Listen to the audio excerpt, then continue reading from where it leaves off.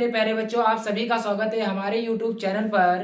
जैसा कि बच्चों हम कक्षा 10 की अरिहंत प्रकाशन की बुक से लेसन 12 को पढ़ रहे थे। ठीक है बच्चों, तो हमने बच्चों लेसन 12 में प्रश्नावली 12.1 का परिचय और उसके सभी महत्वपूर्ण सवालों को मैंने अगली से पहले वाली वीडियो में हल कर लिया है।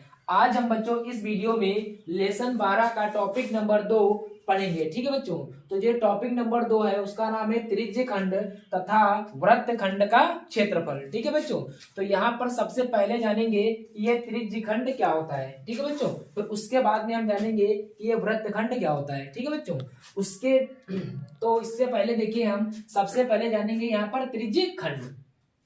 तो त्रिज्य खंड क्या होता है कि मैंने देखिए यहाँ पर मैंने क्या ले लिया, वृत्त ले लिया। ठीक है बच्चों, तो ये क्या हो गया, एक वृत्त हो गया, ये जिसका क्या है केंद्र है, ये वृत्त हो गया, इस वृत्त का ये क्या है बच्चों, इसका केंद्र हो गया।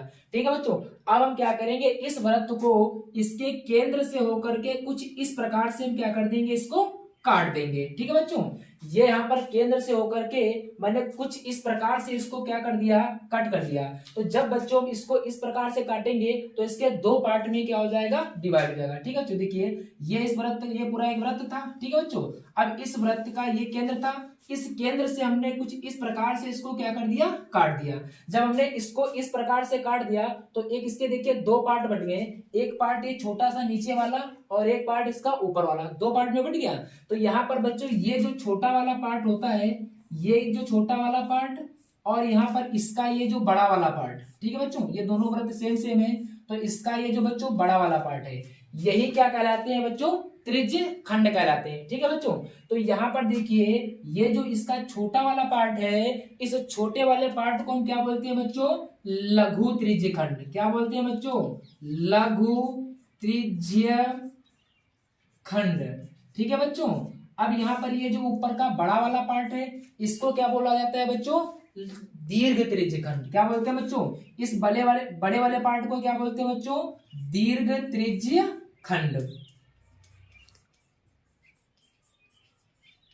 ठीक है बच्चों, तो यहाँ पर देखिए अगर किसी वृत्त को इस प्रकार से काटा जाएगा तो ये जो बच्चों छोटा वाला पार्ट होता है, इस छोटे वाले पार्ट को हम बोलते हैं लघु त्रिज्य खंड, और इसके केंद्र से जो ऊपर का बड़ा वाला पार्ट होता है, इसको क्या बोला जाता है बच्चों, दीर्घ त्रिज्य खंड। ठीक है बच्चों, अब यहाँ पर देखिए ये क्या हो गया, यहाँ पर इसका एक त्रिज्य खंड हो गया। अब यहाँ पर हम बच्चों जानेंगे कि इसका वृत्त खंड क्या होता है। तो वृत्त खंड का मतलब ये होता है, देखिए बच्चों कि यहाँ पर हमने इसमें भी एक क्या ले लिया, एक ये वृत्त ले लिया। ठीक है बच्चों, ये क्या है, हमारा एक वृत्त है। अब हमने इस वृत्त में एक जीवा खींच दी यहाँ से लेकर के यहाँ तक। ठीक है बच्चों, ये मैंने एक हमारा ये वृत्त था, ये इसका केंद्र था, और इसके केंद्र से यहाँ से हमने इसके केंद्र से थोड़ा नीचे से हमने ये क्या कर दी, इसकी एक जीवा खींच दी। ठीक है बच्चों, अगर हम इसी जीवा पर से इस वृत्त को यहां से हम क्या कर देंगे, इसको काट दें। ठीक है बच्चों, यहां से इसी जीवा पर से अगर हम इस वृत्त को काट देंगे तो ये बच्चों कुछ इस प्रकार से हमको ये मिलेगा। ठीक है बच्चों, इस प्रकार से हमको कुछ ये मिलेगा।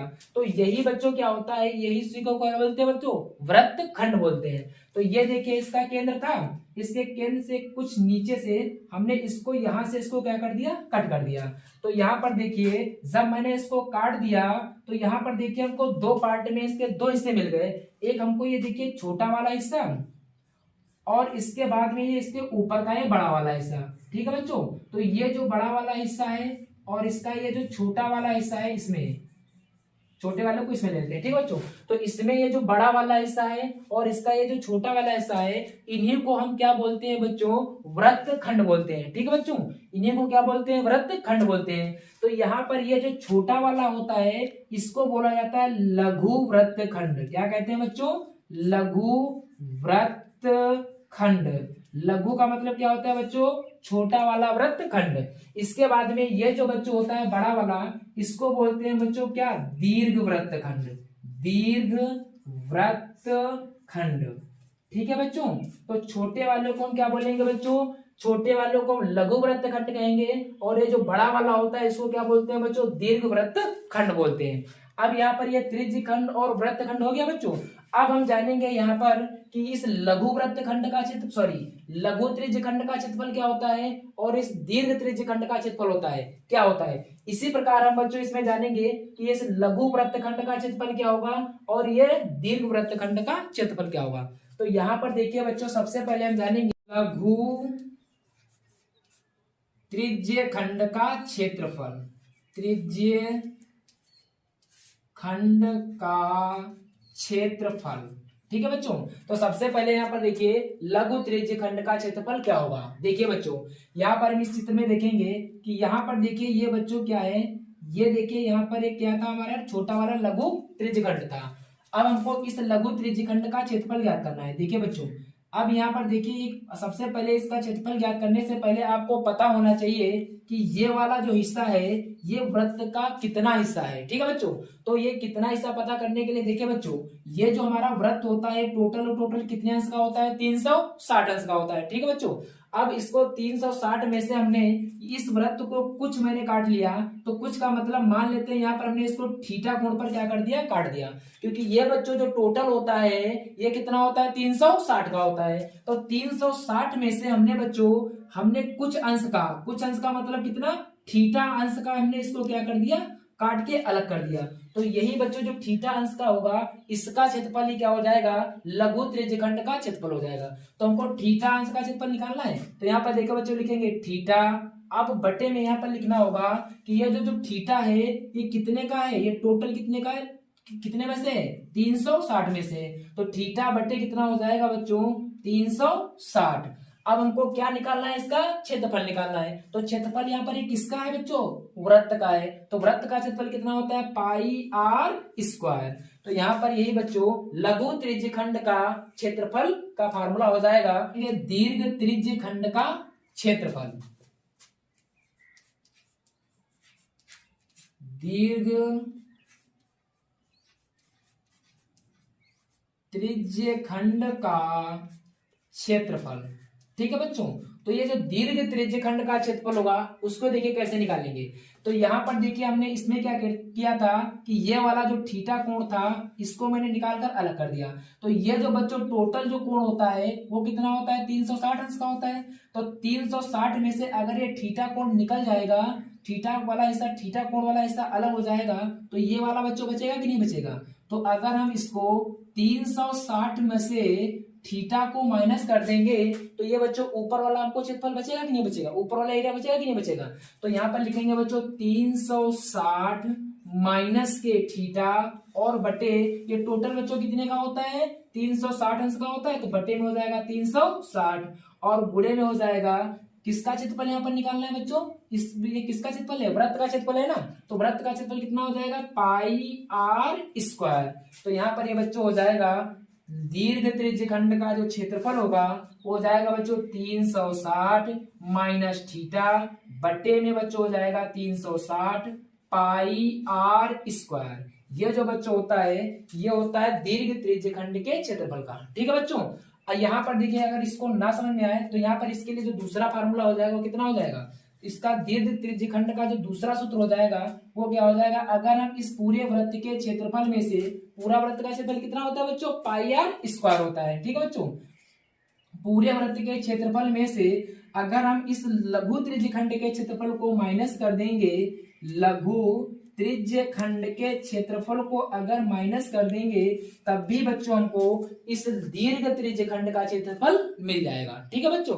अब बच्चों हम यहाँ पर जानेंगे कि ये जो लघु वृत्तखंड होता है इसका क्षेत्रफल क्या होगा, और यहाँ पर ये जो दिया हुआ दीर्घ वृत्तखंड इसका क्षेत्रफल क्या होगा। तो यहाँ पर सबसे पहले देखिए हमको लघु वृत्तखंड का क्षेत्रफल निकालने के लिए हम क्या करेंगे, ठीक है बच्चों। तो यहाँ पर लिखेंगे लघु वृत्तखंड का क्षेत्रफल, लघु वृत्तखंड का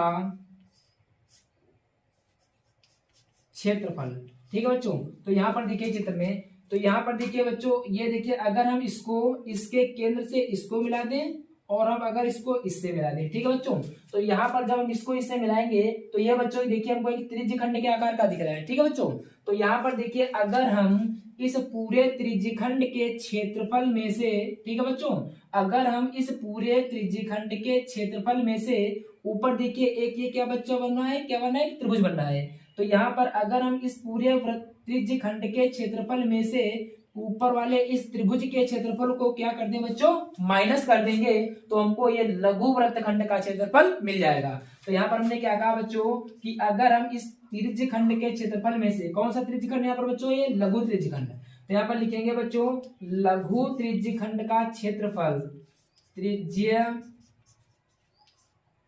खंड का क्षेत्रफल, ठीक है बच्चों, उसमें से हम क्या कर देंगे बच्चों, माइनस कर देंगे इस ऊपर वाले त्रिभुज के क्षेत्रफल को। तो यहाँ पर लिखेंगे बच्चों त्रिभुज का क्षेत्रफल, ठीक है बच्चों। तो यहाँ पर देखिए लघु त्रिज्यखंड का क्षेत्रफल हमने इससे पहले फार्मूला पढ़ा, क्या होता है, थीटा बटे 360 पाई आर स्क्वायर। तो यहाँ पर हम लिखेंगे लघु त्रिज्यखंड के क्षेत्रफल के लिए फार्मूला थीटा बटे 360 पाई आर स्क्वायर, उसमें से हम किसको बच्चों माइनस करेंगे, त्रिभुज के क्षेत्रफलों को। तो त्रिभुज का क्षेत्रफल कितना होता है बच्चों, 1/2 गुणे आधार और गुणे में कितनी होती है बच्चों, ऊंचाई होती है, ठीक है बच्चों। तो यहाँ पर ये लघु वृत्तखंड के क्षेत्रफल के लिए फार्मूला प्रयोग करेंगे, थीटा बटे 360 पाई आर स्क्वायर माइनस का 1/2 आधार गुणे ऊंचाई, ठीक है बच्चों। तो ये क्या हो गया, लघु वृत्तखंड का क्षेत्रफल हो गया। अब यहाँ पर हम बच्चों दीर्घ वृत्तखंड का क्षेत्रफल निकालेंगे। देखिए बच्चों अगर हमको दीर्घ वृत्तखंड का क्षेत्रफल निकालना हो तो हम क्या करेंगे, देखिए बच्चों अगर हम इस पूरे वृत्तखंड के इस पूरे वृत्त के क्षेत्रफल में से, ठीक है बच्चों, अगर हम इस पूरे वृत्त के क्षेत्रफल में से इस लघु वृत्तखंड के क्षेत्रफल को क्या कर दें, माइनस कर देंगे बच्चों, तो हमको इस पूरे ऊपर वाले दीर्घ वृत्तखंड का क्षेत्रफल मिल जाएगा। तो यहाँ पर बच्चों लिखेंगे दीर्घ वृत्तखंड का क्षेत्रफल, दीर्घ वृत्तखंड का क्षेत्रफल, वृत्तखंड का क्षेत्रफल। तो हमने क्या कहा बच्चों कि इस पूरे वृत्त के क्षेत्रफल में से, तो यहाँ पर लिखेंगे वृत्त का क्षेत्रफल, वृत्त का क्षेत्रफल, उसमें से हम किसको बच्चों माइनस करेंगे, इस लघु वृत्तखंड के क्षेत्रफल को क्या कर देंगे, माइनस कर देंगे। तो यहाँ पर लिखेंगे माइनस लघु वृत्तखंड का क्षेत्रफल, लघु वृत्तखंड का क्षेत्रफल, ठीक है बच्चों। तब हमको क्या मिल जाएगा, इस दीर्घ वृत्तखंड के क्षेत्रफल का फार्मूला मिल जाएगा, ठीक है बच्चों। अब हम इसके बाद में देखिए बच्चों जानेंगे, अब यहाँ पर देखिए बच्चों क्या होता है कि यहाँ पर पूछेगा कि यहाँ पर देखिए मान लेते हैं ये क्या था, एक वृत्त था, ठीक है बच्चों, वृत्त में से इसके केंद्र से यहां से इसको काटा गया और यहां से इसको काट करके इसको इस प्रकार से कट कर दिया, ठीक है बच्चों। ये क्या था, एक वृत्त था, इस वृत्त में देखिए बच्चों कुछ इस प्रकार से जब इसको काटा गया तो ये त्रिज्यखंड के आकार का हो गया, ठीक है बच्चों। अब इसमें क्या पूछेगा कि यहाँ पर ये जो त्रिज्यखंड होता है, ये जो चाप है, ठीक है बच्चों, ये जो चाप है इसकी लंबाई क्या होगी। अब यहाँ पर देखिए कोई देखिए यहाँ पर देखिए दूसरा वृत्त था, इसको मैंने यहाँ से इसके केंद्र से कुछ इस प्रकार से काटा था, यहाँ पर कितना काटा था, मान लेते हैं इसको थीटा अंश पर काटा था, और यहाँ पर इसको मैंने कितने अंश पर काटा था, थीटा अंश पर काटा था, ठीक है बच्चों। तो यहाँ पर देखिए कि ये जो त्रिज्यखंड लघु त्रिज्यखंड था, तो लघु त्रिज्यखंड में बच्चों ये जो चाप होती है इसकी लंबाई क्या होगी। सेम इसी प्रकार ये जो बच्चों ये वाला जो कौन था, ये था दीर्घ त्रिज्यखंड। तो यहाँ पर बच्चों पूछेगा कि ये जो दीर्घ त्रिज्यखंड होता है इसकी चाप की लंबाई क्या होगी। तो यहाँ पर देखिए लिखेंगे बच्चों लघु त्रिज्यखंड के चाप की लंबाई, तो लघु त्रिज्यखंड